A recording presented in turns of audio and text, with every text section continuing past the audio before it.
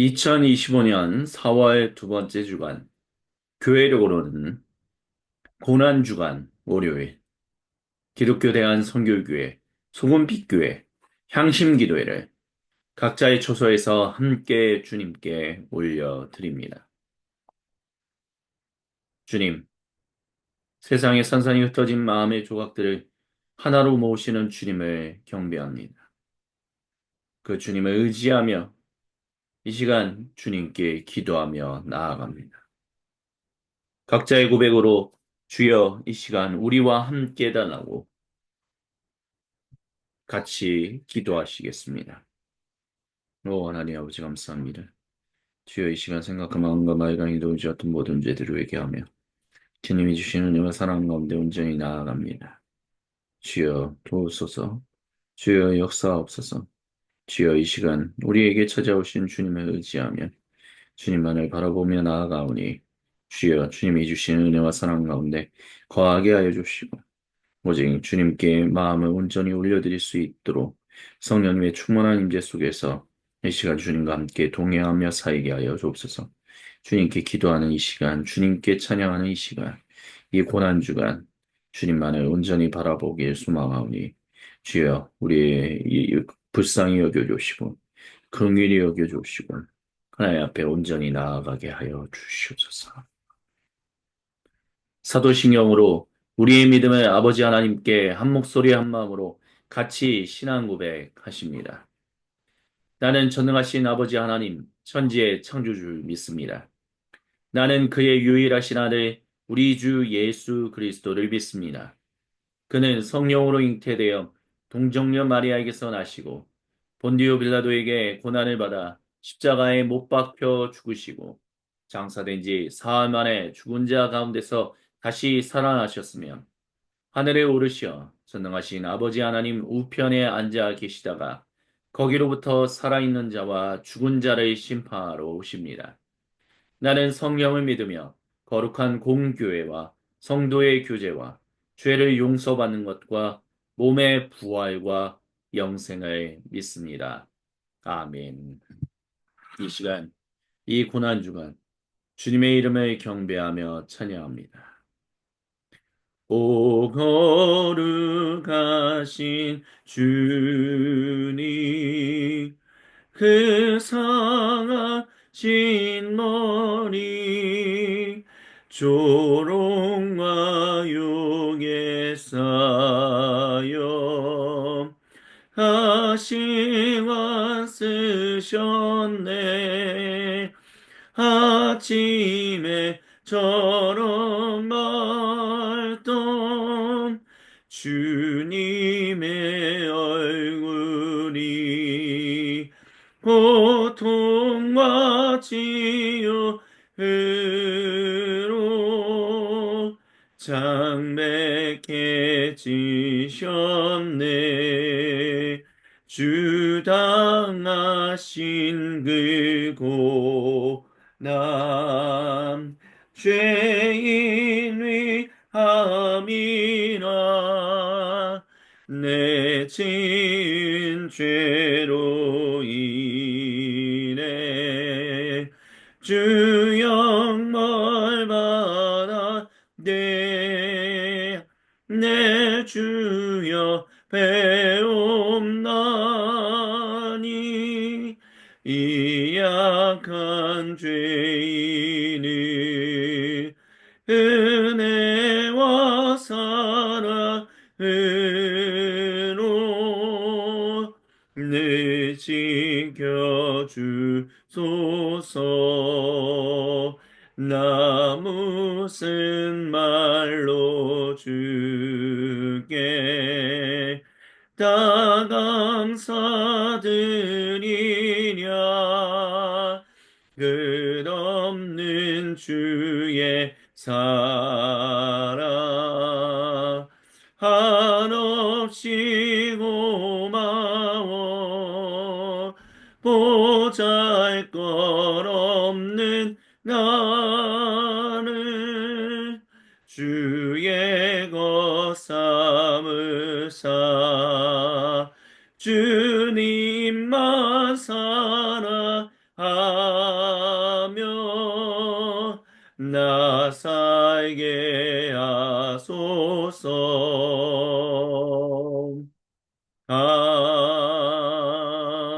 아멘. 주 달려 죽은 십자가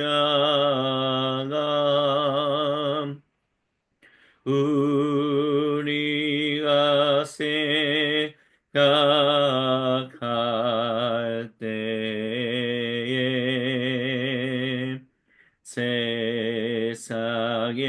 세상에서 한 욕심은 헛된 줄 알고 버리네. 죽으신 구주 밖에는 자랑을 말게 하소서.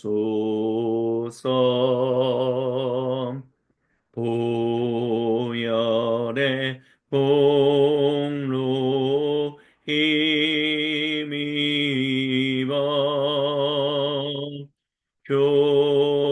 교만한 마음을 버리네. 못 막힌 손만 오니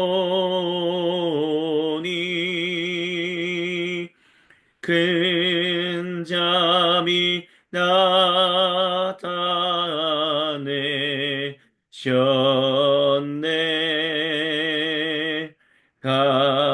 가시로 만든 면류관 우리를 위해 쓰셨네. 온 세상 만물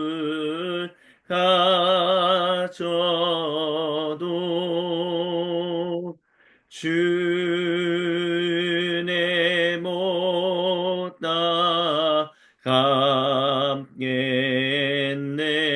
나가겠네.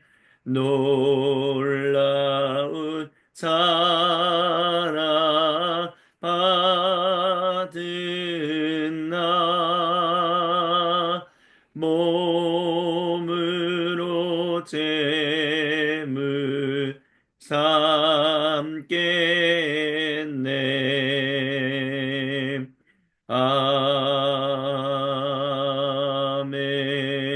아멘. 주님, 고난의 길을 걸어가셨던 주님을 기억하며 시간 여호수아의 그 말씀 앞으로 나아갑니다.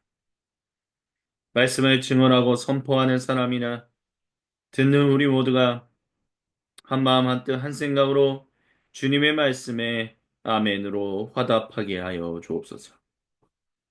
주님의 얼굴을 보게 하여 주시고 주님의 말씀에 귀를 기울이게 하여 주옵소서.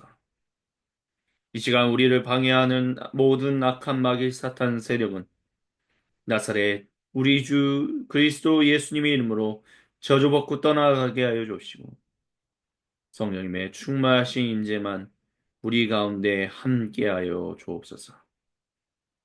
주님의 긍휼을 간절히 바라보며 살아계신 우리 주 예수님의 이름으로 간절히 기도드립니다. 아멘. 오늘 이 시간 우리에게 주신 주님의 거룩하신 말씀은 여호수아기 8장 20절로부터 29절까지입니다.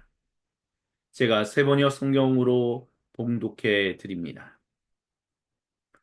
아이성 사람들이 뒤를 돌아보니 연기가 그 성에서 하늘로 치솟고 있었습니다. 그들은 어느 곳으로도 도망할 수 없게 되었습니다. 광야로 도망하는 척하던 이스라엘 군대는 뒤쫓던 사람들에게로 돌아섰습니다. 여호수아와 온 이스라엘 사람은 복병이 그 성을 점령하고 연기가 그 성에서 치솟는 것을 보고는 돌이켜서 아이 성의 사람들을 무찔렀습니다. 복병들도 아이 성의 사람들과 맞서려고 성 안에서 나왔습니다. 이제 아이 성 사람들은 앞뒤에 있는 이스라엘 사람들의 가운데 놓이게 되었습니다. 이스라엘 사람들은 그들을 죽였으며 그들 가운데서 살아남거나 도망한 사람이 없었습니다. 그러나 이스라엘 사람들은 아이 성의 왕만은 사로잡아 여호수아에게로 끌고 왔습니다. 이스라엘 사람은 광야 벌판에서 자기들을 뒤쫓던 모든 아이 성 주민을 다 죽였습니다. 그들이 모두 칼날에 쓰러지자 온 이스라엘 군대는 아이 성으로 돌아와서 성에 남은 사람을 칼로 죽였습니다. 그날 아이 성 사람 남녀 12,000명을 모두 쓰러뜨렸습니다. 여호수아는 아이 성의 모든 주민을 전멸시켜서 희생 제물로 바칠 때까지 단창을 치켜든 그의 손을 내리지 않았습니다. 오직 가축과 그 성의 전림품은 주님께서 여호수아에게 명하신 말씀대로 이스라엘이 차지했습니다. 여호수아는 아이성을 불질러서 황폐한 흙더미로 만들었는데 오늘날까지도 그대로 남아 있습니다. 여호수아는 아이성의 왕을 저녁 때까지 나무에 매달아 두었다가 해가 질 때에 사람들에게 명령을 내려 나무에서 그의 주검을 끌어내려 성문 어귀에 내버리게 했습니다. 사람들이 주검 위에 큰 돌무더기를 쌓았는데 그것이 오늘까지 남아 있습니다. 이는 거룩하신 우리 주님의 말씀입니다. 아멘. 주님, 우리를 긍휼히 여기소서. 여호수아기 강의 10번째 시간, 함께 주님의 말씀을 같이 듣습니다. 참 잔인해 보이는 사건, 모든 사람을 다 죽였다라고 말하는 것, 그리고 아이성의 왕을 저녁 때까지 나무에 매달아 두었다라고 하는 것. 얼마나 잔혹한 시대였는가라는 것을 보여준다라고 21세기를 살아가는 사람들은 그렇게 말합니다. 하지만 지난 시간에도 우리가 주님의 음성을 같이 들었던 것처럼 그의 죽음을 끌어내려 성문 어귀에 내버리게 하였다. 그리고 그 주검 위에 큰 돌무더기를 쌓았다라는 말.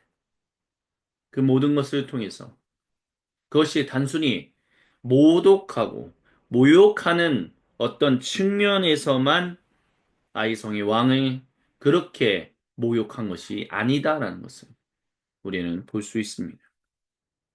우리나라 고려시대, 아니 조선시대를 한번 생각해 보십시오.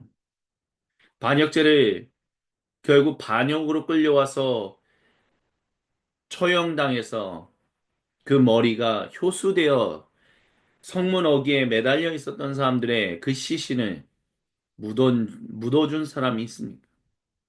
심지어 이미 숨을 거두어서 무덤에 있던 사람도 반역죄로 인해서 무덤을 파헤쳐서 그 무덤, 그 관 뚜껑을 열어 참수한다라고 하는 그것을 밝혀서 이제 한자로 우리는 부관참시라고 하죠. 그 정도로 무덤에서 파헤친다라는 것 자체가 얼마나 잔인하고 잔혹한 이야기인가라는 것을 우리 조상들은 당연히 너무나 잘 알고 있었습니다. 근데 그렇게 시신을 챙겨주지 않았는데 여기는 물론 나무에서 그의 죽음을 끌어내려 성문 어귀에 내버리게 하였지만 사람들이 주검 위에 큰 돌무더기를 쌓았다라는 것은 적어도 그 시신을 그냥 그대로 내버려 두지는 않았다라는 것을 우리에게 보여줍니다.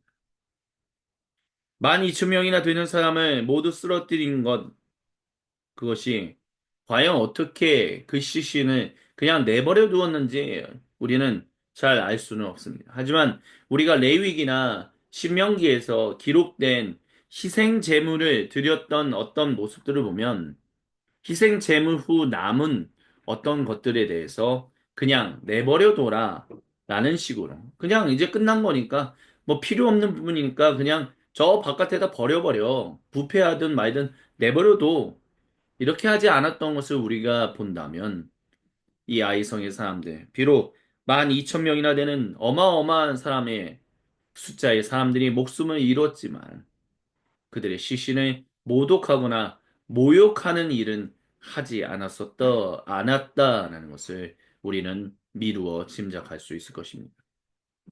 그렇기 때문에 고대 이스라엘 백성이 행했던 이런 모습들은 그냥, 그냥 잔인해, 잔혹해, 너무 비문명적이야 라는 식으로 그냥 도매꿈으로 이렇게 엮어서 그냥 대수롭지 않게 얘기할 만한 것은 아니다라는 것을.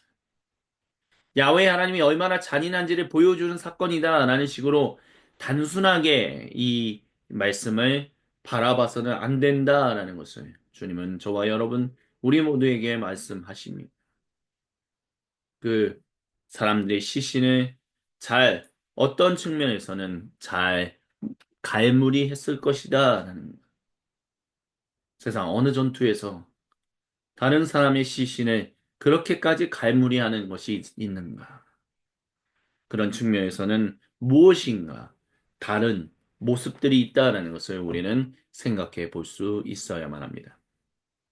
그리고 또한 우리가 더불어서 생각해 봐야 할 점은 바로 이 아이성의 모든 사람들, 그 사람들을 그렇게 하나도 한 명도 남김없이 다 목숨을 잃게 했다라고 해서 잔인하고 잔혹하고 비문명적이다.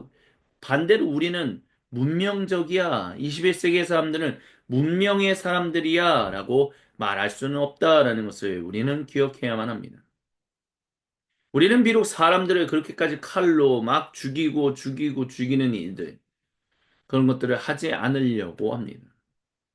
사형을 언도에도 사형을 직접적으로 집행하는 일들을 잘 하지 않으려고 하는 것은 그만큼 잔인하고 잔혹한 모습들이 있기 때문에 그런다라고 하지만 한번 보십시오. 어떻게 저 사람을 사형을 집행하지 않을 수 있어? 무조건 죽여야 돼. 무조건 사회에서 격리해야 돼. 이 사람은 우리의 입술에서, 우리의 생각에서, 우리의 행동에서 잔인하고 잔혹한 일들이 계속해서 일어나고 있지는 않습니까?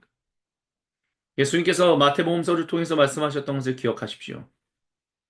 내가 너희에게 모세는 이렇게 얘기했으나 나는 너희에게 이렇게 말하니 너희 마음속에 누군가를 향하여 죽이고자 하는 마음이 있다면 너희는 이미 살인한 것이요 너희가 누군가를 향하여 음욕을 품는다면 너는 이미 간음한 것이며 너나 누군가의 물건에 탐했다면 이미 너는 도둑질한 사람과 다를 바가 없다라고 말씀하셨습니다. 마치 그때 당시 여호수아가 살았던 그 당시에는 실제로 이런 일이 일어났으니까 잔인하고 우리 시대는 그런 일이 일어나지 않으니까 그렇게까지 잔인하지 않아. 아니요. 우리는 또 다른 형태의 잔인함과 잔혹함과 비문명적인 것들을 보고 있지 않습니까? 왜 21세기를 살아간다고 해서 이전 시대의 사람들이 비문명적이고 우리는 그거에 비해서는 문명화되었다라고 어떻게 그렇게 단순하게 취급하며 살아갈 수 있습니까? 진실로 어리석은 얘기다라고 말할 수 있을 것입니다. 모든 시대는 각각 모습이 다를 뿐이지 잔인하고 잔혹하고 비문명적인 모습들이 있다라는 것을 우리가 기억한다면 우리가 이 일에 대해서 하나님은 사랑의 하나님이 아니야. 하나님은 잔혹한 하나님이야. 라는 식으로 하나님을 공격하려고 말씀을 이용하려고 하는 모든 모습들은 치졸하고 천박하게 그지없다라는 것을 우리는 기억해야만 할 것입니다. 그래서 기억하십시오.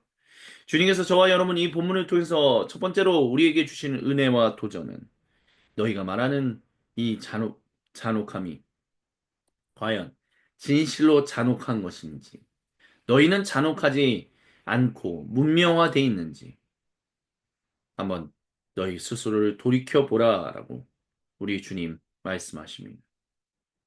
사람의 모습이 그렇게까지 온전하지 못하다는 것. 수천 년 전에 살았든 지금의 이 순간에 살든 아니면 지금으로부터 수천 년 후를 살아가는 사람이든 간에 모든 사람이 다 동일하다는 걸 우리는 기억할 수 있어야만 합니다. 그리고 주님께서 이 본문을 통해서 저와 여러분에게 주시는 두 번째 은혜와 도전은 그만큼 희생 제물이라는 개념을 기억해야 한다라는 것입니다. 도대체 무엇에 대한 희생 제물입니까? 하나님을 향한 희생 제물이죠. 근데 중요한 것은 하나님은 사람들의 어떤 그런 인신 제사를 받으시는 분이 아니다라는 것을 분명하게 주님은 말씀하고 계십니다. 그런데도 불구하고 아이성의 모든 주민을 희생 제물로 바친다라고 말하고 있다는 것은 무엇인가 다른 의미가 담겨 있다라는 것을 우리는 생각해 볼 수 있어야만 합니다. 그렇다면 도대체 인신 제사를 받지 않으시는 야훼 하나님께서 여호와 주님께서 이 모든 주민을 전멸시켜서 희생 제물로 받으신다라는 것이 과연 무엇일까요? 무엇에 대한 것일까요? 저도 무엇인가 속죄에 대한 일들이 있어야 한다라는 것들을 이 일들을 통해서 주님은 말씀하고 계시다라는 것입니다.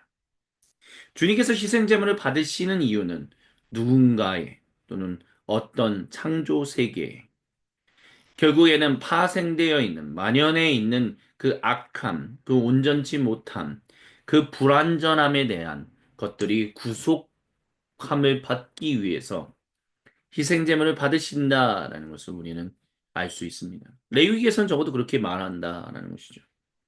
그렇다면 이 본문에서 말하는 희생 제물이라는 것은 물론 여러 가지 학자들마다 여러 다양한 이야기들을 전해주고 있지만 적어도 우리가 어떤 큰 범주에서 희생 제사라는 범주에서 우리가 이 일을 살펴본다면 여기서 말하는 희생 제물은 결국 하나님께서 그 땅을 정결하게 회복시키신다. 아이성의 사람들이 살고 있었던 그 땅을 정결하게 다시 회복시키시고 구속하신다. 그 일을 위하여 이 사람들이 희생 제물이 되고 있다는 것을 우리는 기억한다는 것입니다. 그렇기 때문에 28절에 아이성을 불질러서 황폐한 흙더미로 만들었다라는 것은 우리가 기억해 볼 중요한 점이 있습니다. 왜냐하면 비록 오늘 여호수아기 기록자는 오늘날까지 황폐한 흙더미로 남아 있다라고 하지만 더 이상 사람들이 그 땅에서 그 창조 세계를 복되지 못하고 허무한 데에 무릎 꿇고 살아가게끔 만들지 않게끔 주님께서 아이성 사람들을 다 데려가셨다라고 본다면 우리는 결국 이 황폐함이 생명이 생명을 낳는 이 창조 세계가 주님의 구속함을 받는 그 거룩한 회복을 위하여 아이성 사람들을 다 데리고 갔고 거기가 황폐하게 그들이 가지고 있었던 모든 문명적인 것들을 무너뜨렸다라고 우리는 살펴볼 수 있을 것입니다. 그렇습니다. 그렇기 때문에 여호수아기를 읽는 데 있어서 우리가 특별히 희생제물로 그 사람들을 다 주님께 드렸다라는 것은 바로 주님께서 이 가나안 지역이라고 하는 오늘날 팔레스타인 지역, 이 지역이 얼마만큼 주님께서 그 당시에 중요하게 여기고 계셨는가라는 것을 보여주고 있습니다. 창조 세계가 그 땅에 살고 있는 사람들로 말미암아 고통 가운데 신음하고 있기에 주님께서 고대 이스라엘 백성을 통해서 거기를 황무지로 만들고 그 아이성 사람들을 다 주님의 손에 들어가게 함으로 말미암아 결국 창조 세계가 회복될 수 있도록 아이성 사람들을 통해서 아이들을 계속 낳음으로 말미암아 사람이 구속함을 받지 못하는 안타까운 악순환이 끊어지고 진실로 구속함을 받는 일들이 일어나게끔 주님께서는 이와 같은 희생 제사를 벌이셨다라는 것입니다. 그것이 헤렘이라고 하는 거룩한 전쟁이다라고 말하는 것이죠. 그렇기 때문에 거룩한 전쟁이라고 하는 측면에서 우리가 기억해야 할 것은 이 거룩한 전쟁이 치러졌던 측면은 주님의 창조 세계를 복되게 다시 회복하는 일을 위해서 일어났었다는 것을 우리는 기억할 수 있어야만 합니다. 주님이 당신의 그리고 또한 모든 사람들을 다시 온전한 악순환 속에서 계속 빠져 살아가지 않게끔 하기 위하여 그들을 구속해내기 위하여 또한 사람들의 모든 목숨을 데리고 가셨다라는 것을 우리가 기억한다면 이 전쟁, 이 전투는 결국 회복을 위한 그리고 악순환을 끊기 위한 주님의 일하심이 있었다라는 것을 우리는 기억해야만 할 것입니다. 예, 벌어진 사건은 잔인합니다.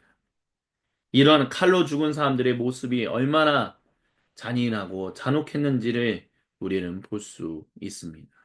그 사건이 잔인하지 않았다라는 것을 말하지 않습니다.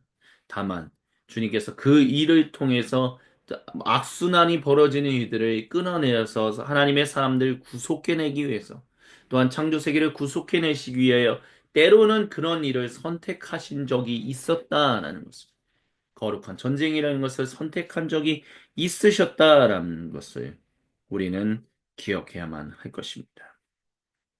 그렇기 때문에 21세기를 살아가고 있는 우리에게 있어서도 거룩한 전쟁을 남발하여 사용하는 사람들에게 우리는 주님의 이름으로 경고할 수 있어야 합니다.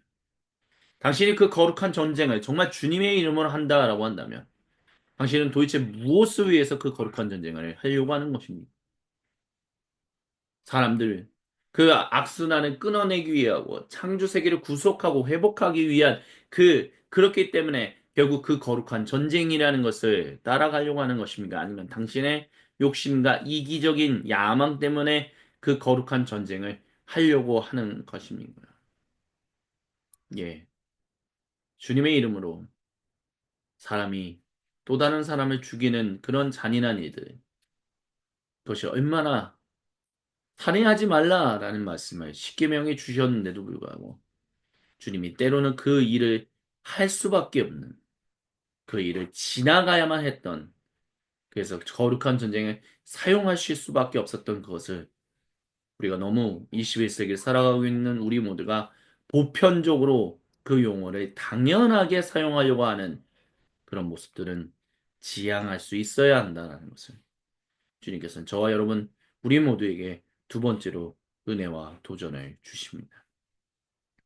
그리고 마지막으로 세 번째, 주님이 이 본문을 통해서 저와 여러분 우리 모두에게 주고자 하시는 세 번째 은혜와 도전은 아이성 사람들이 이렇게까지 목숨을 잃어야 했던 이유 중에 한 실마리가 바로 멜기세덱에 있다라는 것입니다.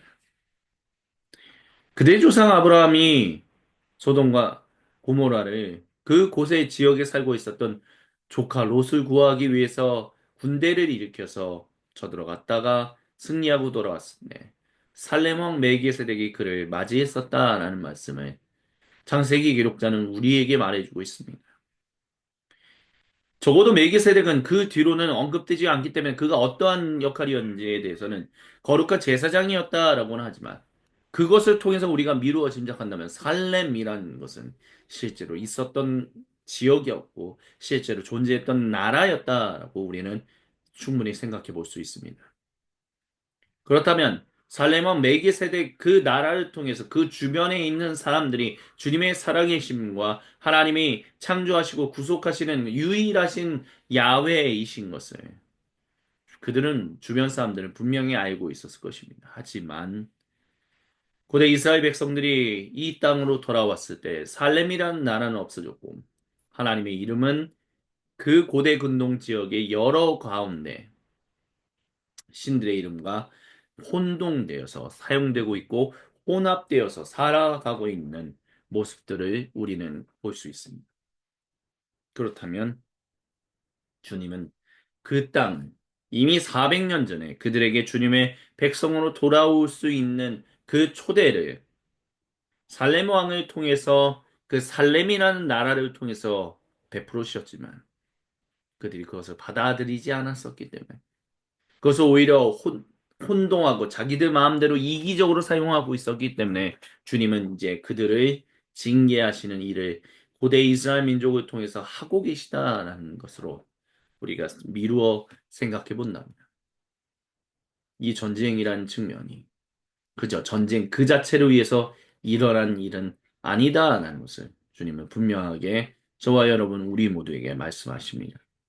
그렇다면 그리고 이 전쟁을 통해서도 전쟁 중간중간에 주님은 결국 그들에게 마지막 손을 내밀고 계십니다.